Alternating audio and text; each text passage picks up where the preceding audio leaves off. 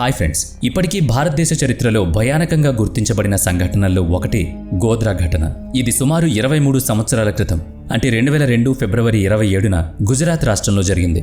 ఆ రోజు సబర్మతి ఎక్స్ప్రెస్ ట్రైన్లో జరిగిన దారుణ ఘటనలో 59 మంది తమ ప్రాణాలు కోల్పోయారు.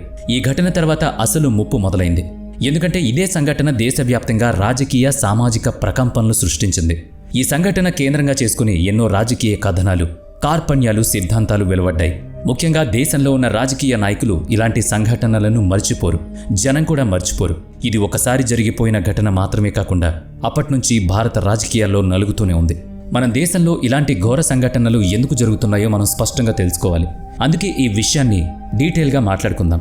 2002లో అయోధ్యలో రామమందిర నిర్మాణానికి సంబంధించి ఒక మహాయజ్ఞం జరుగుతుండగా దానికి వెళుతున్న కరసేవకులపై గోధ్రా అగ్నిదాడి జరిగింది. ఇది దేశాన్ని ఒక్కసారి కుదిపేసింది. అందరూ రామభక్తులు లేదా కరసేవకులు అయోధ్యలో జరిగిన రామమందిర నిర్మాణానికి సంబంధించిన మహాయజ్ఞంలో పాల్గొని ఆ కార్యక్రమం ముగిసిన తర్వాత గుజరాత్కు తిరిగొస్తున్నారు. అప్పట్లో సబర్మతి ఎక్స్ప్రెస్లో గుజరాత్కు వెళుతున్న సమయంలో ఆ రైల్లో ఒక బోగిలో ప్రయాణిస్తున్న కరసేవకులపై భయంకరమైన దాడి జరిగింది. ఇదంతా మనకి తెలిసిన విషయాలే. రామమందిర ఉద్యమం దేశవ్యాప్తంగా రామభక్తుల్ని ఒకతాటిపైకి తీసుకొచ్చింది. దేశం నలుమూలల నుంచి తండోపతండాలుగా జనం పోగయ్యారు. అప్పుడు అయోధ్యలో జరిగిన రామమందిర స్థాపన ఉద్యమానికి దేశం నలుమూలల నుంచి భక్తులు తరలివచ్చారు. వాళ్లలో గుజరాత్ ప్రజలు కూడా పెద్ద సంఖ్యలో ఉన్నారు. ఈ కరసేవకులు కార్యక్రమం పూర్తయిన తర్వాత సబర్మతి ఎక్స్ప్రెస్ ట్రైన్లో బయలుదేరారు. ట్రైన్ గోధ్రా రైల్వే స్టేషన్కి చేరిన సమయానికి ఉదయం 7:45 అయింది. ట్రైన్లో చాలా మంది ప్రయాణిస్తున్నారు. మన దేశంలో ఇంత పెద్ద ధార్మిక కార్యక్రమం జరుగుతున్నప్పుడు ఇలాంటి పరిస్థితులు సహజంగా వస్తాయి. విపరీతమైన రద్దీ, హడావిడి వల్ల పరిస్థితి కాస్త ఉద్రిక్తంగా మారుతుందని చెప్పాలి. అప్పుడు కొంతమంది దుర్మార్గులు గందరగోళం చేయాలని ప్లాన్ చేశారు. ట్రైన్ గోధ్రా స్టేషన్ దగ్గరికి వస్తుండగా ఎవరో చైన్ లాగారు. దాంతో ట్రైన్ ఆగిపోయింది. ఆ వెంటనే వేలాది మంది ట్రైన్ చుట్టుముట్టి గుమిగూడారు. A6 కోచ్ మీద రాళ్లతో దాడి జరిగింది. అందులో ఉన్నవాళ్లు భయంతో తలుపులు, కిటికీలు మూసేశారు. పరిస్థితి చాలా భయంకరంగా ఉంది. ట్రైన్ ఆగిన కొద్ది సమయానికే S6 కోచ్లో ఒక్కసారిగా పెద్ద మంటలు మొదలయ్యాయి. భయంతో అందరూ పరుగులు తీశారు. కోచ్ అంతా పొగతో నిండి తలుపులు మూసివేయడంతో లోపల ఉన్నవాళ్లు ఉక్కిరిబిక్కిరయ్యారు. వాళ్ళు లోపలే అతుక్కుపోయారు. ఆ మంటలు చాలా వేగంగా వ్యాపించాయి. అంతే వేగంగా ఎలా వ్యాపించాయో అర్థం కాలేదు. అంతగా ముందే ప్లాన్ చేసినట్టుగా అర్థమవుతోంది. ఈ ఘటనలో ఒకళ్ళు ముందుగానే కోచ్లో పెట్రోల్ పోసుంటారనే అనుమానం. అంతవరకు అక్కడున్న వాళ్లకు ఏం జరుగుతుందో అర్థం కాకుండా పోయింది. ఆ కోచ్లో ఉన్న 200 మందిలో 59 మంది చనిపోయారు. ఈ మంటలు ఎలా వచ్చాయో అనే విషయం వివాదాస్పదమైంది. నిజాన్ని బయటకు తీసేందుకు అప్పటి retired supreme court judge GT Nanavati మరియు హైకోర్టు జడ్జ్ కేజీ షా ఆధ్వర్యంలో ఒక విచారణ కమిటీ ఏర్పాటైంది. తర్వాత కేజీ షా మరణంతో నానావతి మొహతి కమిటీగా పేరు మార్చబడింది. ఈ కమిటీ సుమారుగా 6 సంవత్సరాల పాటు విచారణ చేసి 2008లో నివేదిక సమర్పించింది. ఆ నివేదికలో 743 నంబర్ సబర్మతి ఎక్స్ప్రెస్ గోధ్రా స్టేషన్కు వచ్చిన సమయంలో ట్రైన్ అక్కడ సుమారు 5 నిమిషాలు ఆగింది. ఈ దశలో గోధ్రా స్టేషన్లో ముస్లింలు ఎక్కువగా నివసించే ప్రాంతానికి దగ్గరగా ఉండేది.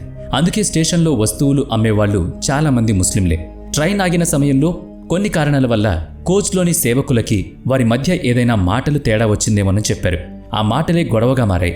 దాదాపుగా 50 మంది కోచ్ నుంచి ముందుకెళ్లగా ఈలోగా కొంతమంది ట్రైన్ లోపల నుంచి చైన్ లాగడం మొదలుపెట్టారు.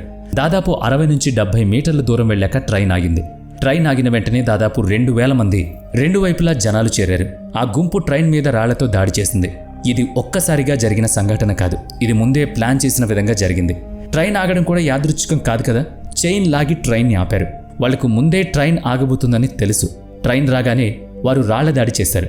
లోపల ఉన్న ప్రయాణికులు భయంతో తలుపులు వేసుకున్నారు, కిటికీలు మూసేశారు.